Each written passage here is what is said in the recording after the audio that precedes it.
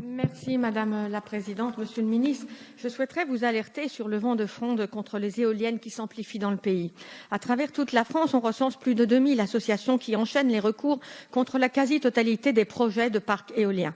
De nombreuses collectivités locales votent des motions pour l'arrêt d'implantation d'éoliennes sur leur territoire. Malgré la contestation de ces centaines de milliers de Français non écoutés, vous poursuivez à marche forcée ce développement anarchique de parcs et nous arrivons à des situations graves de saturation, notamment dans les Hauts-de-France et dans le nord de ma circonscription de l'Oise.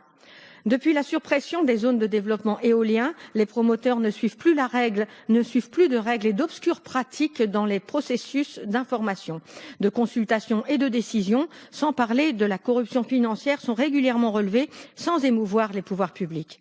De nombreuses initiatives parlementaires sont entreprises ici comme au Sénat, mais sans parvenir ni à aboutir ni à émouvoir le gouvernement. Il y a des groupes de travail à l'initiative de votre ministère, mais une seule réunion organisée en un an. Où sont les conclusions des études scientifiques et médicales promises? Aujourd'hui, aucun scientifique ne peut garantir l'innocuité de l'implantation d'éoliennes sur la santé et de nombreux faits tangibles de syndrome de l'éolienne sont recensés. C'est très bien, mais la ministre de la Transition écologique a récemment déclaré que chaque territoire devait prendre sa part, avec le souhait d'améliorer la planification en concertation avec les acteurs locaux. C'est très bien, mais nous souhaitons avant tout la révision du circuit de décision pour que les communes aient une réelle autorité décisionnelle et non plus consultative. Il faut un seuil de saturation car les Hauts-de-France sont saturés et font à eux seuls 30% des éoliennes nationales. Il faut remettre de la confiance dans le débat, alors que vous manquez terriblement de transparence et de concertation. Aussi, que compte faire le gouvernement au regard de telles problématiques concernant les éoliennes? Je vous remercie. Merci Madame la Présidente, Mesdames et Messieurs les députés, Madame la députée Thiel. Vous interrogez Madame la Ministre Barbara Pompili qui, ne pouvant être présente, m'a chargé de vous répondre. Comme vous le savez, comme vous l'avez rappelé, le Parlement a voté des objectifs ambitieux de développement des énergies renouvelables électriques. La production d'électricité en France doit être à 40% d'origine renouvelable d'ici à 2030. Nous avons donc besoin de développer l'éolien pour atteindre ces objectifs, dont les études soulignent l'efficacité pour sécuriser notre approvisionnement. En 2019, la production éolienne a permis d'éviter l'émission de l'équivalent des émissions de près de 8 millions de véhicules et a couvert plus de 7% de la consommation française. Vous souhaitez améliorer la planification du développement de l'éolien en s'appuyant sur les collectivités territoriales. Le gouvernement partage ce souhait. C'est la raison pour laquelle, dans le projet de loi Climat et Résilience, une déclinaison par région des objectifs d'énergie renouvelable de la PPE est proposée. En concertation avec les régions et les collectivités, cela permettra de répartir les objectifs de développement de chaque énergie renouvelable, y compris de l'éolien, en fonction des potentiels et des spécificités des régions. Les SRADET devront, à cet effet, contenir des objectifs énergétiques compatibles avec cette répartition régionale, les dispositions du SRADET étant par la suite opposables aux documents locaux d'urbanisme comme les SCOT ou les PLU. En complément, les préfets de région seront chargés d'établir des cartographies non contraignantes pour identifier les zones propices au développement de l'éolien. Enfin, vous soulignez l'importance de la concertation avec les élus locaux.